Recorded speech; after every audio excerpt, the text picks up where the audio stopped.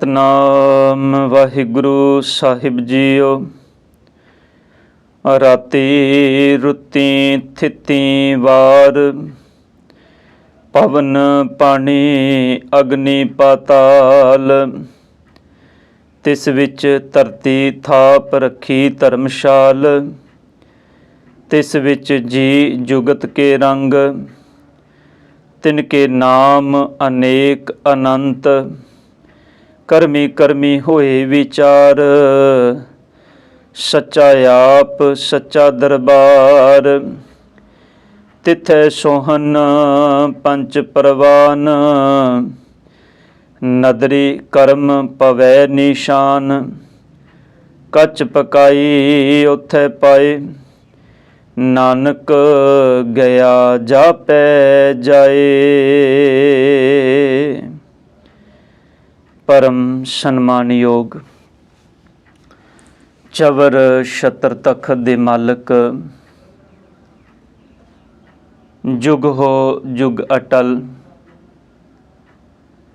धन धन साहिब श्री गुरु ग्रंथ साहिब पातशाह जी सतगुरां दी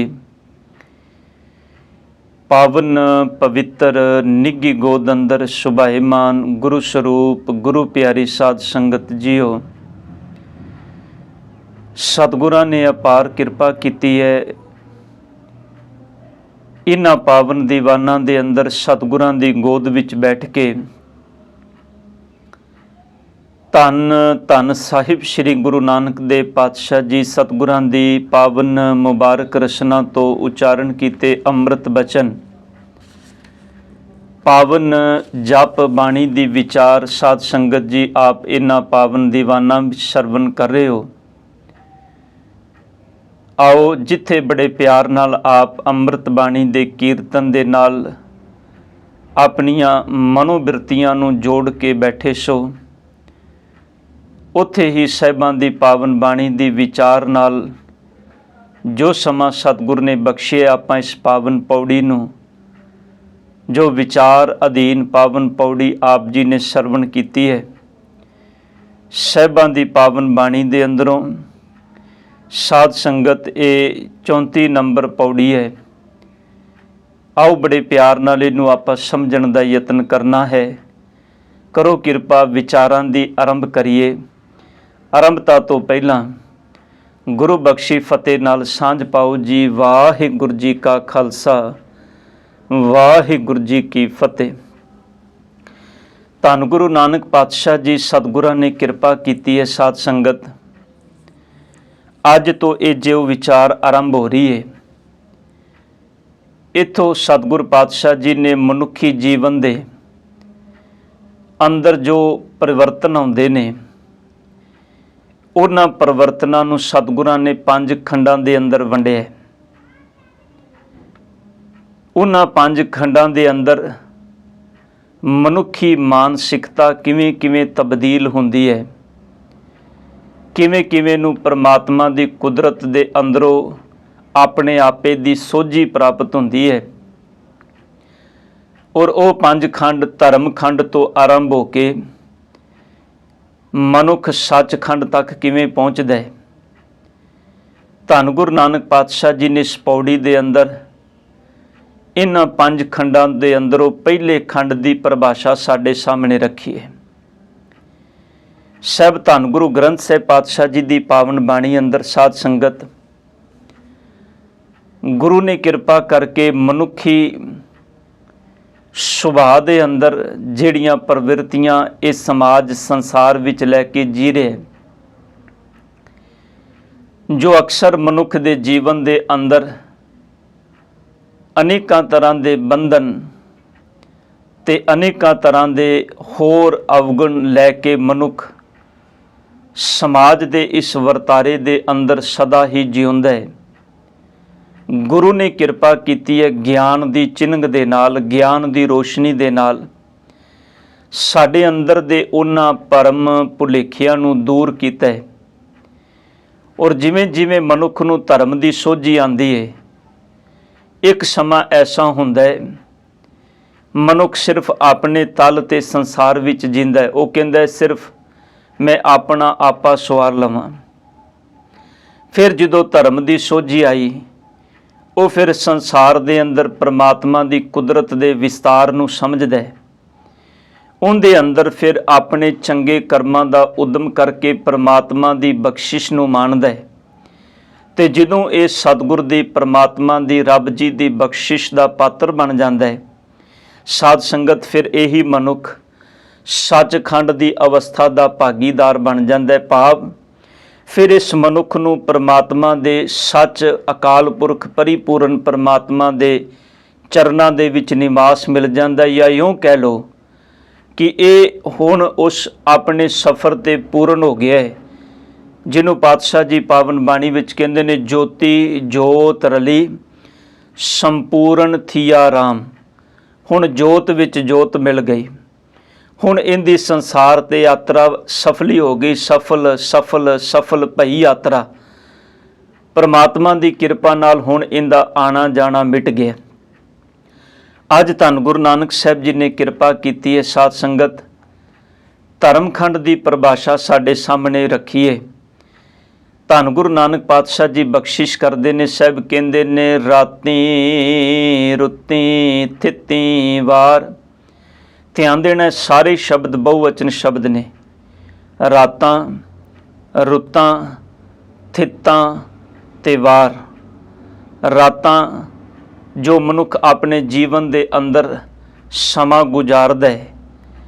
हुण साध संगत बाणी दे अंदर एक रात ये है जिन्हों असी संसारिक तल ते सारे दिन तो बाद रात का समा आया ते मनुख अपने जीवन के सारे दिन के थकेवे नूं रात नूं सो के दूर करदा है।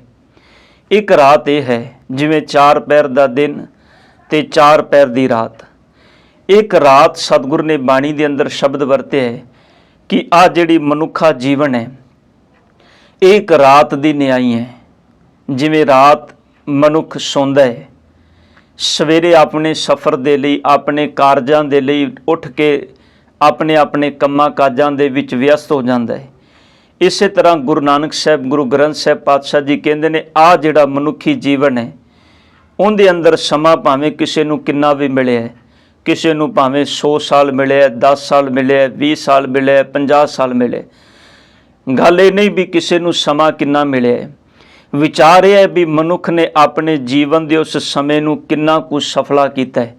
साध संगत जीवन लंबी उम्र का नाम नहीं है। जीवन उम्र जिन्नी भी भोगी है, उस उम्र के अंदर चंगे कर्मां का नाम जीवन है। किसी अदीब दे बड़े प्यारे बोल ने, वो कहंदा कोई बंदा 100 साल की जिंदगी जी के जाता है, पर 100 साल की जिंदगी के अंदर उनके कोलों एक भी धर्म का चंगा काम नहीं हुंदा। वो समाज लई संसार दे लई कुछ भी नहीं करके जाता। वो जिवें आया उवें ही संसार तो चला गया। पर कहंदा एक बंदा कोई 2-4 साल की जिंदगी जी के जाता है, पर वो 2-4 साल की जिंदगी के अंदर धर्म लई समाज लई लोकाई लई इन्ना कुछ चंगा कर जाता है भी उनकी 2-4 साल की जिंदगी भी बहुत कुछ सवार के जाती है। उस अदीब दे बड़े प्यारे बोल ने, वो कहंदा किसी की 100 वर्ष की जिंदगी में कोई काम नहीं होता, पर किसी की 2 वर्ष की जिंदगी 100 काम करती है। धन गुरु गोबिंद सिंह पातशाह जी दे फरजंद बाबा जोरावर सिंह ते बाबा फतेह सिंह जी 7 ते 9 साल की उम्र है, क्योंकि सतगुर ने अज धर्मखंड का जिक्र किया है। इस धर्मखंड के अंदर पहली विचार सतगुर ने रात की लई है। ये जीवन साध संगत एक रात की न्याई है। दिन चढ़िया तो जिवें मुसाफर खाने चो आया बंदा, दिन चढ़िया अपना समान चुक के तुर पैंदा है। ध्यान देना, बंदा संसार की रात कट्टन आया है, उम्र की रात कट्टन आया संसार के अंदर। जिदन ये रात लंघ जाती है, मुसाफर बंदे कोलों ते समान है, वो तो अपना समान चुकदा है ते अपने सफ़र ते अगे निकल जाता है। पर सतगुर कहंदे ने, हे बंदिया, तू जिदन अपनी जीवन की रात गुजार के लंघा के जाएगा, तेरे कोलों ते कुछ भी नहीं, जो कुछ है तू संसार ते छड्ड के चले जाना है। ਇੱਥੋਂ ਤੱਕ ਗੁਰੂ ਤੇਗ ਬਹਾਦਰ ਸਾਹਿਬ ਕਹਿੰਦੇ ਨੇ, ਜੋ ਤਨ ਉਪਜਿਆ ਸੰਗ ਹੀ ਸੋ ਪੀ ਸੰਗ ਨਾ ਹੋਇਆ। ਜਿਹੜਾ ਸਰੀਰ ਨਾਲ ਆਇਆ ਸੀ, ਸਤਿਗੁਰ ਕਹਿੰਦੇ ਨੇ ਉਹ ਵੀ ਨਾਲ ਨਹੀਂ ਗਿਆ। ਪਾਤਸ਼ਾਹ ਕਹਿੰਦੇ ਨੇ ਰਾਤਾਂ ਨੇ, ਰੁੱਤਾਂ ਨੇ, ਧਿਆਨ ਦੇਣਾ, ਰੁੱਤਾਂ ਬਦਲਦੀਆਂ ਨੇ। ਸਰਦੀ ਰੁੱਤ ਆ ਗਈ, ਗਰਮੀ ਰੁੱਤ ਆ ਗਈ, ਪਤਝੜ ਰੁੱਤ ਆ ਗਈ, ਬਸੰਤ ਦੀ ਰੁੱਤ ਆ ਗਈ। ਇਹਨਾਂ ਰੁੱਤਾਂ ਦਾ ਜ਼ਿਕਰ ਸਾਹਿਬ ਕਹਿੰਦੇ ਨੇ। ਫਿਰ ਥਿੱਤਾਂ ਤਰੀਕਾਂ, ਫਿਰ ਵਾਰ ਦਿਨ। ਪਾਤਸ਼ਾਹ ਕਹਿੰਦੇ ਨੇ ਪਵਨ ਪਾਣੀ ਅਗਨੀ ਪਾਤਾਲ। ਪੌਣ ਹੈ, ਪਾਣੀ ਹੈ, ਅੱਗ ਹੈ ਤੇ ਪਾਤਾਲ ਹੈ। ਭਾਵ ਪਰਮਾਤਮਾ ਦੀ ਇਸ ਬਣਾਈ ਕੁਦਰਤ ਦੇ ਅੰਦਰ ਇੱਕ ਸਮਾਂ ਹੁੰਦਾ ਹੈ ਜਦੋਂ ਮਨੁੱਖ ਸਿਰਫ ਆਪਣੇ ਲਈ ਜੀਵਨ ਜਿਉਂਦਾ ਹੈ, ਉਹਨੂੰ ਕੋਈ ਮਤਲਬ ਨਹੀਂ। ਰੁੱਤਾਂ ਬਾਹਰ ਮੁਖੀ ਬਦਲਦੀਆਂ ਨੇ, ਪਰ ਉਹਦਾ ਰੁੱਤਾਂ ਦੇ ਨਾਲ ਕੋਈ ਜੁੜਾਵ ਨਹੀਂ। ਹਵਾ ਸਵਾਸ ਲੈ ਰਿਹਾ ਹੈ, ਪਾਣੀ ਨੂੰ ਪੀ ਕੇ ਆਪਣੀ ਪਿਆਸ ਬੁਝਾ ਰਿਹਾ ਹੈ, ਵਰਤ ਰਿਹਾ ਆਪਣੇ ਜੀਵਨ ਵਿੱਚ। ਅਗਨੀ ਤੋਂ, ਅੱਗ ਤੋਂ ਅਨੇਕਾਂ ਕੰਮ ਆਪਣੇ ਜੀਵਨ ਨੂੰ ਸਵਾਰਨ ਲਈ ਲੈ ਰਿਹਾ ਹੈ। ਉਹ ਇਸ ਧਰਤੀ ਤੇ, ਇਸ ਬ੍ਰਹਿਮੰਡ ਦੇ ਵਿੱਚ ਜੀ ਰਿਹਾ ਹੈ। ਉਹ ਪਰਮਾਤਮਾ ਦੀਆਂ ਇਹਨਾਂ ਦਾਤਾਂ ਨੂੰ, ਇਹਨਾਂ ਤੱਤਾਂ ਨੂੰ ਆਪਣੇ ਜੀਵਨ ਵਿੱਚ ਵਰਤਦਾ ਹੈ, ਪਰ ਉਹ ਇੰਨਾ ਆਪਣੇ ਤਲ ਤੇ ਜੀ ਰਿਹਾ ਵੀ ਉਹਨੂੰ ਕੋਈ ਮਤਲਬ ਨਹੀਂ। ਤੇ ਗੁਰੂ ਨਾਨਕ ਪਾਤਸ਼ਾਹ ਜੀ ਕਹਿੰਦੇ ਨੇ ਇੱਕ ਸਮਾਂ ਇਹ ਹੈ, ਫਿਰ ਇੱਕ ਸਮਾਂ ਸਤਿਗੁਰ ਕਹਿੰਦੇ ਨੇ ਉਹ ਆਇਆ ਜਿਸ ਦਿਨ ਇਹਨੂੰ ਪਰਮਾਤਮਾ ਦੀ ਕੁਦਰਤ ਦੀ ਸੋਝੀ ਆ ਗਈ, ਸਮਝ ਆ ਗਈ। ਧੰਨ ਗੁਰੂ ਨਾਨਕ ਸਾਹਿਬ ਜੀ ਅੱਜ ਉਹਦਾ ਜ਼ਿਕਰ ਕਰਦੇ ਨੇ। ਪਾਤਸ਼ਾਹ ਕਹਿੰਦੇ ਨੇ ਵੇਖ, ਉਸ ਦਿਨ ਇਹ ਕਹਿੰਦਾ ਪਰਮਾਤਮਾ ਦੀਆਂ ਬਣਾਈਆਂ ਇਹ ਰਾਤਾਂ, ਇਹ ਰੁੱਤਾਂ, ਇਹ ਥਿੱਤਾਂ, ਇਹ ਵਾਰ, ਇਹ ਪੌਣ, ਇਹ ਪਾਣੀ, ਇਹ ਅਗਨੀ ਪਾਤਾਲ, ਇਹ ਸਭ ਕੁਝ ਕਹਿੰਦੇ ਤਿਸ ਵਿੱਚ ਧਰਤੀ ਥਾਪ ਰੱਖੀ ਧਰਮਸ਼ਾਲ। ਉਹ ਕਹਿੰਦਾ ਇਹਦੇ ਵਿੱਚ ਆ ਪੌਣ, ਪਾਣੀ, ਅਗਨੀ, ਪਾਤਾਲ, ਰਾਤੀ, ਰੁੱਤੀ, ਥਿੱਤੀ, ਵਾਰ, ਇਹ ਸਭ ਪਸਾਰੇ ਦੇ ਅੰਦਰ ਪਰਮਾਤਮਾ ਨੇ ਆ ਧਰਤੀ ਥਾਪੀ ਹੈ। ਥਾਪ ਰੱਖੀ ਦਾ ਮਤਲਬ ਹੁੰਦਾ ਟਿਕਾ ਦੇਣੀ। ਸਾਧ ਸੰਗਤ ਵੇਖੋ, ਪਰਮਾਤਮਾ ਨੇ ਕਿਰਪਾ ਕੀਤੀ ਹੈ। ਧਾਰਮਿਕ ਕਿਸੇ ਬੰਦੇ ਨੂੰ, ਕਿਸੇ ਐਸੇ ਇਨਸਾਨ ਨੇ ਜਿਹੜਾ ਕਹਿੰਦਾ ਸੀ ਮੈਂ ਧਰਮ ਨੂੰ ਮੰਨਦਾ ਹੀ ਨਹੀਂ, ਉਸ ਬੰਦੇ ਨੇ ਇੱਕ ਸਵਾਲ ਕੀਤਾ। ਉਹ ਕਹਿਣ ਲੱਗਾ ਵੀ ਮੈਂ ਰੱਬ ਨੂੰ ਨਹੀਂ ਮੰਨਦਾ। ਰੱਬ ਕੀ ਹੈ? ਤੁਸੀਂ ਐਵੇਂ ਰੱਬ ਦੇ ਝਮੇਲਿਆਂ ਦੇ ਵਿੱਚ ਪਏ ਹੋਏ ਹੋ। ਤੇ ਬਾਬਾ ਕਬੀਰ ਸਾਹਿਬ ਜੀ ਨੇ ਉਹਨੇ ਇੱਕ ਸਵਾਲ ਕੀਤਾ। ਬਾਬਾ ਕਬੀਰ ਸਾਹਿਬ ਕਹਿੰਦੇ ਨੇ ਜੇ ਤੂੰ ਰੱਬ ਦੀ ਹੋਂਦ ਨੂੰ ਨਹੀਂ ਮੰਨਦਾ, ਤੂੰ ਫਿਰ ਮੈਨੂੰ ਇਹਨਾਂ ਦੱਸ ਦੇ, ਓਏ ਜੋ ਦਿਸੈ ਅੰਬਰ ਤਾਰੇ, ਕਿਨ ਓਏ ਚੀਤੇ ਚੀਤਨਹਾਰੇ। ਦੇਖ ਤੇਰੀ ਪੈਦਾਇਸ਼ ਤੇਰੇ ਮਾਂ-ਬਾਪ ਦੇ ਜਰੀਏ ਸੰਸਾਰ ਵਿੱਚ ਹੋਈ ਹੈ। ਬਾਬਾ ਕਬੀਰ ਸਾਹਿਬ ਕਹਿੰਦੇ ਨੇ ਮੇਰੀ ਪੈਦਾਇਸ਼ ਮੇਰੇ ਮਾਂ-ਬਾਪ ਦੇ ਰਾਹੀਂ ਸੰਸਾਰ ਵਿੱਚ ਹੋਈ ਹੈ। ਇਸ ਸੰਸਾਰ ਦੇ ਅੰਦਰ ਇੰਨੇ ਜੀਵ ਜੰਤ ਨੇ, ਇੰਨਾ ਕੁਝ ਹੈ। ਤੂੰ ਹਰ ਇੱਕ ਦੀ ਗੱਲ ਕਰਦਿਆਂ ਕਹੇਂਗਾ ਵੀ ਇਹ ਸੰਸਾਰ ਦੀ ਪੈਦਾਇਸ਼ ਸੰਸਾਰ ਦੇ ਨਿਯਮ ਅਨੁਸਾਰ ਹੋਈ ਹੈ। ਹਰ ਇੱਕ ਜੀਵ ਜੰਤੂ, ਇਨਸਾਨ ਜੋ ਪੈਦਾ ਹੋਇਆ ਹੈ, ਉਹਦੀ ਪੈਦਾਇਸ਼ ਆਪਣੇ ਮਾਂ-ਬਾਪ ਦੇ ਜਰੀਏ ਸੰਸਾਰ ਵਿੱਚ ਹੋਈ ਹੈ। ਪਰ ਮੈਨੂੰ ਇਹਨਾਂ ਦੱਸ ਕਿ ਓਏ ਦੋ ਦਿਸੈ ਅੰਬਰ ਤਾਰੇ, ਉਹ ਜੋ ਤੈਨੂੰ ਅੰਬਰ ਦੇ ਵਿੱਚ ਤਾਰੇ ਨਜ਼ਰ ਆ ਰਹੇ ਨੇ, ਅਸਮਾਨ ਤੈਨੂੰ ਨਜ਼ਰ ਆ ਰਿਹਾ ਹੈ, ਕਿਨ ਓਏ ਚੀਤੇ ਚਿਤਨਹਾਰੇ, ਦੱਸ ਮੈਨੂੰ ਇਹ ਕਿੰਨੇ ਚਿਤਵੇ ਨੇ?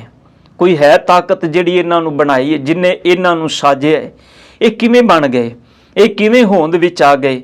ਧੰਨ ਗੁਰੂ ਨਾਨਕ ਪਾਤਸ਼ਾਹ ਕਹਿੰਦੇ ਨੇ, ਬਾਬਾ ਕਬੀਰ ਸਾਹਿਬ ਕਹਿਣ ਲੱਗੇ ਬਸ ਜਿਨ੍ਹਾਂ ਨੇ ਇਹਨੂੰ ਚਿਤਵਿਆ ਹੈ, ਜਿਨ੍ਹਾਂ ਕਰਕੇ ਇਹ ਹੋਂਦ ਵਿੱਚ ਆਏ ਨੇ, ਬਾਬਾ ਕਬੀਰ ਸਾਹਿਬ ਕਹਿੰਦੇ ਨੇ ਉਹੀ ਇਸ ਸੰਸਾਰ ਦੀ ਸੱਤਾ ਨੂੰ ਚਲਾਉਣ ਵਾਲਾ ਹੈ।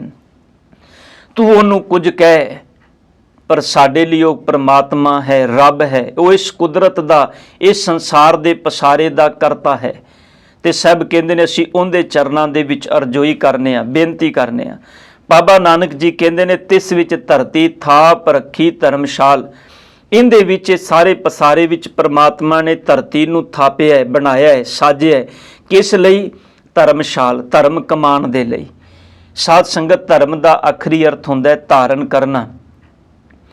ਜਦੋਂ ਅਸੀਂ ਕਿਸੇ ਚੀਜ਼ ਨੂੰ ਧਾਰਨ ਕਰ ਲੈਂਦੇ ਹਾਂ, ਅਸੀਂ ਉਸ ਚੀਜ਼ ਦੇ ਧਰਮੀ ਬਣ ਜਾਂਦੇ ਹਾਂ।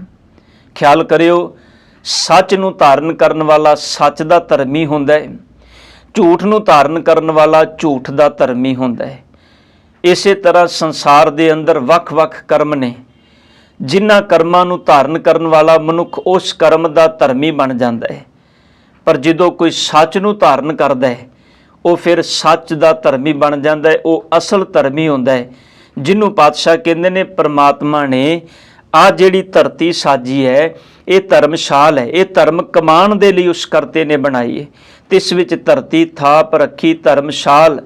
ਖਿਆਲ ਕਰਿਓ, ਇਹ ਸੋਝੀ ਉਦੋਂ ਆਉਂਦੀ ਜਦੋਂ ਬੰਦਾ ਧਰਮਖੰਡ ਵਿੱਚ ਵਿਚਰਦਾ ਹੈ, ਨਹੀਂ ਤੇ ਆਮ ਬੰਦੇ ਲਈ ਤੇ ਸੰਸਾਰ ਦੇ ਅੰਦਰ ਆਇਆ, ਉਹਨੇ ਤੇ ਇੱਕ ਜੀਵਨ ਦੀ ਪਰਿਭਾਸ਼ਾ ਬਣਾ ਲਈ, ਭਾਈ ਇਹ ਸੰਸਾਰ ਮਿੱਠਾ ਅਗਲਾ ਕਿੰਨ ਡਿੱਠਾ।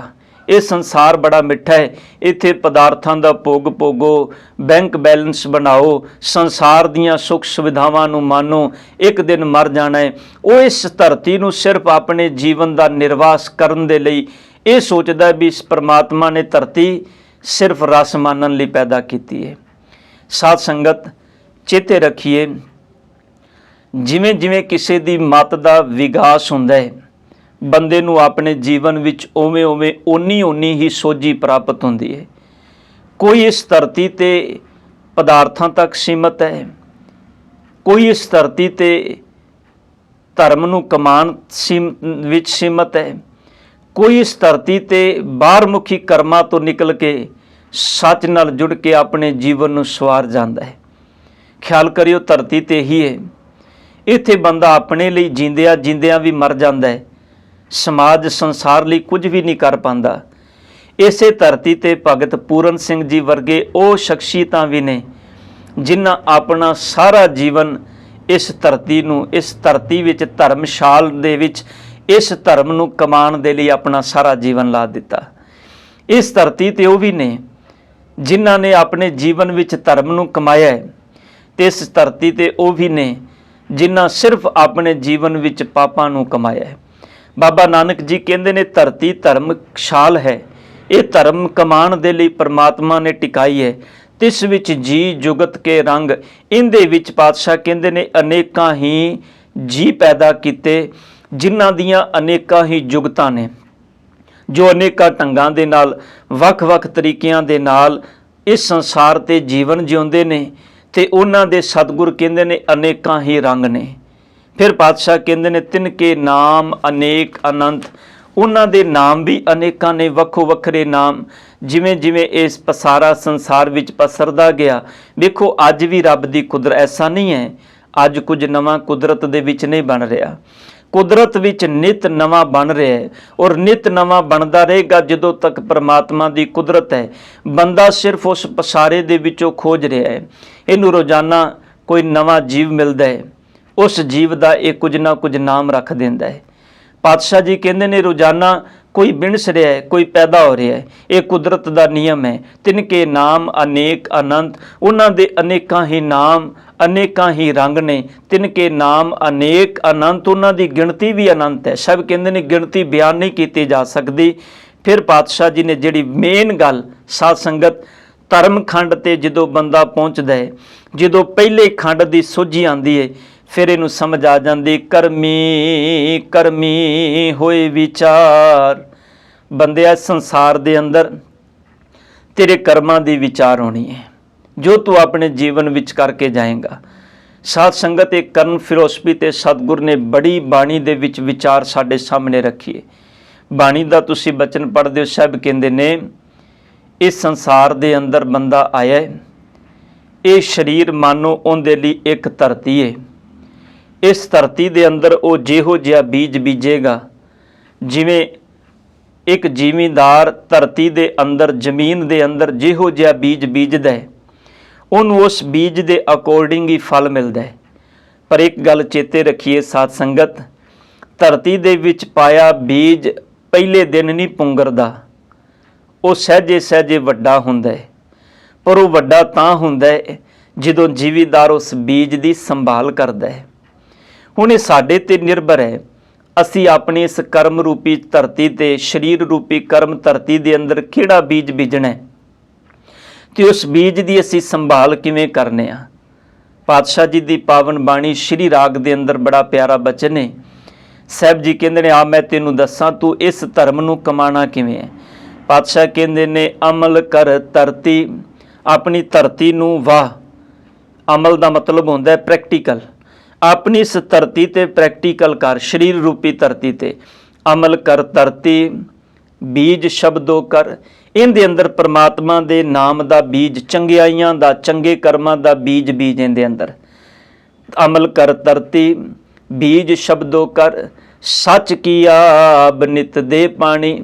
ਇਹਨੂੰ ਸੱਚ ਦਾ ਪਾਣੀ ਦੇ, ਸੱਚ ਰੂਪੀ ਪਾਣੀ। ਕਿਉਂਕਿ ਸਾਧ ਸੰਗਤ, ਜਦੋਂ ਕੋਈ ਜ਼ਿਮੀਂਦਾਰ ਫਸਲ ਬੀਜਦਾ ਹੈ, ਐਸਾ ਨਹੀਂ ਉਹਨੇ ਬੀਜ ਬੀਜਿਆ ਤੇ ਗੱਲ ਮੁੱਕ ਗਈ।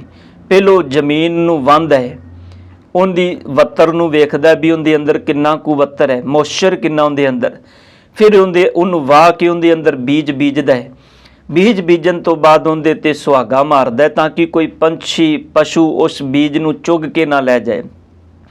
ਫਿਰ ਹਰ ਦਿਨ ਹਰ ਰੋਜ਼ ਉਹਦੀ ਸੰਭਾਲ ਕਰਦਾ, ਸਮੇਂ 'ਤੇ ਪਾਣੀ ਦਿੰਦਾ ਹੈ, ਸਮੇਂ 'ਤੇ ਖਾਦ ਦਿੰਦਾ ਹੈ, ਸਮੇਂ ਅਨੁਸਾਰ ਉਹਦੇ ਅੰਦਰ ਪੈਦਾ ਹੋਏ ਗੰਦ ਬੂਟਿਆਂ ਨੂੰ ਪੁੱਟਦਾ ਹੈ। ਫਿਰ ਇੱਕ ਦਿਨ ਜਾ ਕੇ ਸਮਾਂ ਪਾ ਕੇ 6 ਮਹੀਨੇ 3 ਮਹੀਨੇ ਫਸਲ ਉਹ ਵੱਡੀ ਹੁੰਦੀ ਹੈ। ਉਹ ਬੀਜਿਆ ਇੱਕ ਦਾਣਾ ਉਸ ਜ਼ਿਮੀਂਦਾਰ ਨੂੰ, ਉਸ ਕਿਸਾਨ ਨੂੰ ਅਨੇਕਾਂ ਦਾਣਿਆਂ ਦੇ ਰੂਪ ਵਿੱਚ ਮਿਲਦਾ ਹੈ।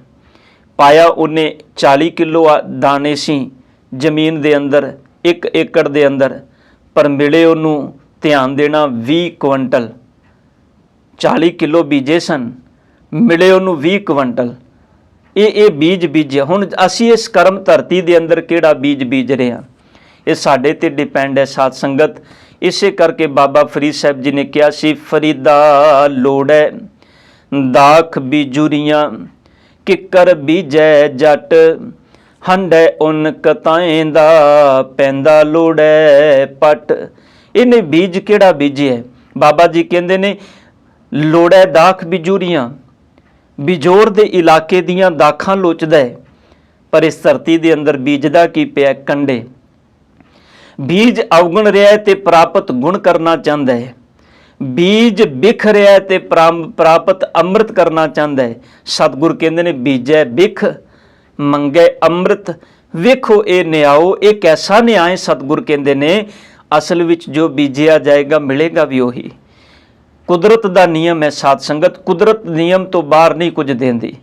ਅੰਬ ਦਾ ਦਰਖਤ ਲਾਇਆ ਤੇ ਉਹਦੇ ਤੇ ਅੰਬ ਹੀ ਲੱਗਣਗੇ, ਉਹਦੇ ਤੇ ਸੇਬ ਨਹੀਂ ਲੱਗ ਸਕਦੇ। ਸੇਬ ਦਾ ਦਰਖਤ ਲਾਇਆ ਤੇ ਉਹਦੇ ਤੇ ਸੇਬ ਹੀ ਲੱਗਣਗੇ, ਉਹਦੇ ਤੇ ਅੰਬ ਨਹੀਂ ਲੱਗ ਸਕਦੇ। ਕੁਦਰਤ ਦਾ ਨਿਯਮ ਹੈ। ਸਾਨੂੰ ਕੁਦਰਤ ਦੇ ਨਿਯਮ ਦੇ ਵਿੱਚ ਚੱਲਣਾ ਪਏਗਾ। ਤਾਂ ਹੀ ਪਾਤਸ਼ਾਹ ਬਾਣੀ ਵਿੱਚ ਕਹਿੰਦੇ ਨੇ, ਕਰਮੀ ਆਪੋ ਆਪਣੀ ਕੇ ਨੇੜੈ ਕੇ ਦੂਰ, ਜਿਨੀ ਨਾਮ ਧਿਆਇਆ ਗਏ ਮਸ਼ੱਕਤ ਕਾਲ। ਕਰਮੀ ਕਰਮੀ ਹੋਏ ਵਿਚਾਰ, ਜਿਨੀ ਨਾਮ ਧਿਆਇਆ ਗਏ ਮਸ਼ੱਕਤ ਕਾਲ। ਨਾਨਕ ਤੇ ਮੁਖ ਉਜਲੇ, ਕੀਤੀ ਛੁਟੀ ਨਾਲ। ਉਹ ਆਪ ਵੀ ਤਰ ਗਏ, ਆਪਣਿਆਂ ਨਾਲ ਜੁੜਿਆਂ ਨੂੰ ਵੀ ਤਾਰ ਗਏ। ਸਭ ਕਹਿੰਦੇ ਨੇ ਤੇਰੇ ਕਰਮਾਂ ਤੇ ਵਿਚਾਰ ਹੈ, ਜੋ ਕੁਝ ਤੂੰ ਇਸ ਕਰਮ ਰੂਪੀ ਧਰਤੀ ਦੇ ਅੰਦਰ ਪਾਏਗਾ। ਕਿਉਂਕਿ ਸੱਚਾ ਆਪ, ਸੱਚਾ ਦਰਬਾਰ, ਕਿਉਂਕਿ ਉਹ ਮਾਲਕ ਸੱਚਾ ਹੈ।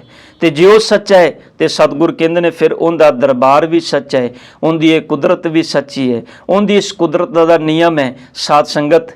ਇੱਥੇ ਝੂਠੇ ਵੀ ਪੈਦਾ ਹੁੰਦੇ ਨੇ, ਇੱਥੇ ਸੱਚੇ ਵੀ ਪੈਦਾ ਹੁੰਦੇ ਨੇ, ਪਰ ਸੱਚ ਇਹ ਹੈ ਝੂਠ ਸਮਾਂ ਪਾ ਕੇ ਖਤਮ ਹੋ ਜਾਂਦਾ ਹੈ।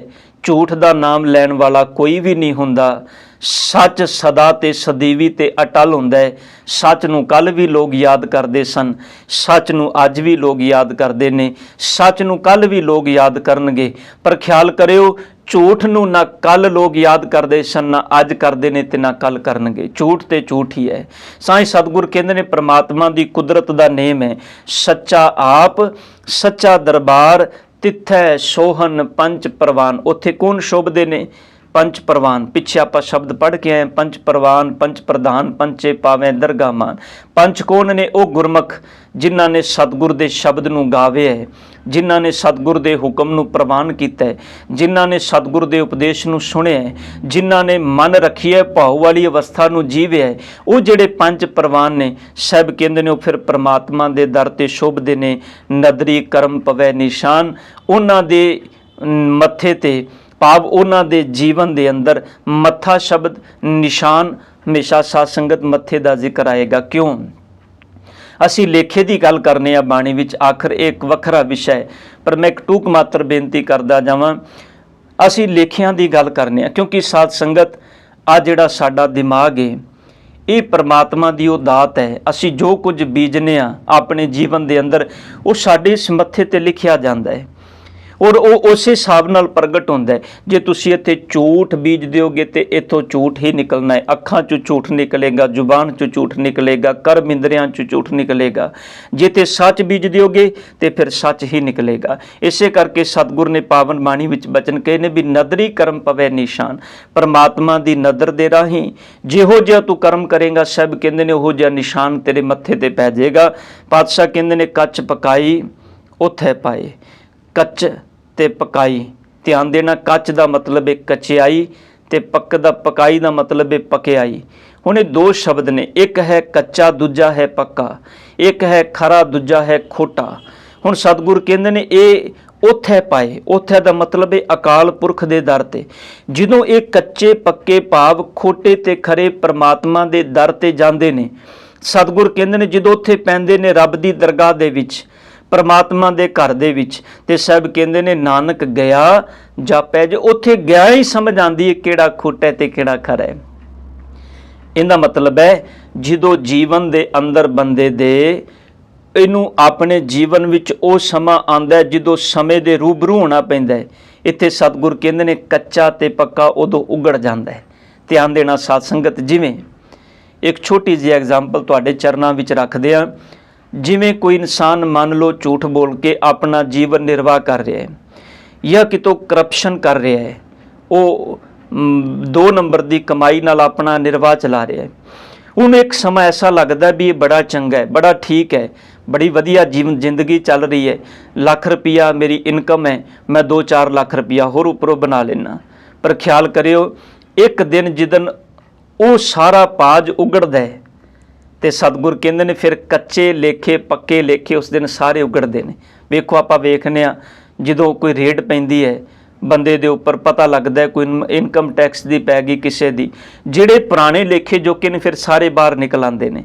ਇੱਕ ਕਰਮ ਦੇ ਵਿੱਚੋਂ ਫਿਰ ਸਾਰੇ ਪ੍ਰਗਟ ਹੋ ਜਾਂਦੇ ਨੇ। ਇਹਨੂੰ ਸਤਿਗੁਰ ਕਹਿ ਰਹੇ ਨੇ ਕੱਚ ਪਕਾਈ ਉੱਥੇ ਪਾਏ, ਨਾਨਕ ਗਿਆ ਜਾਪੈ ਜੈ ਨਾਨਕ ਜੀ। ਇਹ ਪ੍ਰਗਟ ਹੁੰਦਾ ਹੈ ਜਦੋਂ ਤੂੰ ਸੱਚ ਦੇ ਸਾਹਮਣੇ ਹੋਏਗਾ, ਜਦੋਂ ਤੂੰ ਪਰਮਾਤਮਾ ਦੇ ਸਾਹਮਣੇ। ਪਰਮਾਤਮਾ ਕੀ ਹੈ? ਸੱਚ ਹੈ। ਜਿੱਦਣ ਤੂੰ ਸੱਚ ਦੇ ਰੂਬਰੂ ਹੋਏਗਾ, ਜਿੱਦਣ ਸੱਚ ਪ੍ਰਗਟ ਹੋਏਗਾ, ਸਤਿਗੁਰ ਕਹਿੰਦੇ ਨੇ ਉਦਣ ਤੇਰੀ ਸੱਚਾਈ ਵੀ ਪ੍ਰਗਟ ਹੋਏਗੀ, ਉਦਣ ਤੇਰੀ ਪਕਿਆਈ ਵੀ ਪ੍ਰਗਟ ਹੋਏਗੀ, ਉਦਣ ਤੇਰੀ ਕਚਿਆਈ ਵੀ ਪ੍ਰਗਟ ਹੋਏਗੀ, ਉਦਣ ਤੇਰੇ ਕੱਚੇ ਪੱਕੇ ਖੋਟੇ ਖਰੇ ਸਾਰੇ ਕਰਮ ਪ੍ਰਗਟ ਹੋਣਗੇ। ਪਰ ਪਾਤਸ਼ਾਹ ਕਹਿੰਦੇ ਨੇ ਇਸ ਗੱਲ ਦੀ ਸੋਝੀ ਕਿਦੋਂ ਹੁੰਦੀ ਹੈ? ਜਦੋਂ ਇਨਸਾਨ ਧਰਮ ਖੰਡ ਦੇ ਅੰਦਰ ਪਹੁੰਚਦਾ ਹੈ। ਸਾਧ ਸੰਗਤ ਤੇ ਪਹਿਲਾ ਖੰਡ ਹੈ ਜਿੰਦੇ ਅੰਦਰ ਸਤਿਗੁਰੂ ਨੇ ਧਰਮ ਖੰਡ ਦੀ ਪਰਿਭਾਸ਼ਾ ਸਾਡੇ ਸਾਹਮਣੇ ਰੱਖੀ ਹੈ। ਗੁਰੂ ਕਿਰਪਾ ਨਾਲ ਆਪਾਂ ਇਹਨੂੰ ਸਮਝਣ ਦਾ ਯਤਨ ਕੀਤਾ ਹੈ। ਅਗਲੇ ਖੰਡ ਦੀ ਵਿਚਾਰ ਸਤਿਗੁਰ ਦੀ ਕਿਰਪਾ ਨਾਲ ਆਪਾਂ ਅਗਲੇ ਦੀਵਾਨਾਂ ਵਿੱਚ ਕਰਾਂਗੇ। ਹੋਈਆਂ ਗਲਤੀਆਂ ਬਖਸ਼ ਲੈਣੀਆਂ ਜੀ। ਵਾਹਿਗੁਰੂ ਜੀ ਕਾ ਖਾਲਸਾ,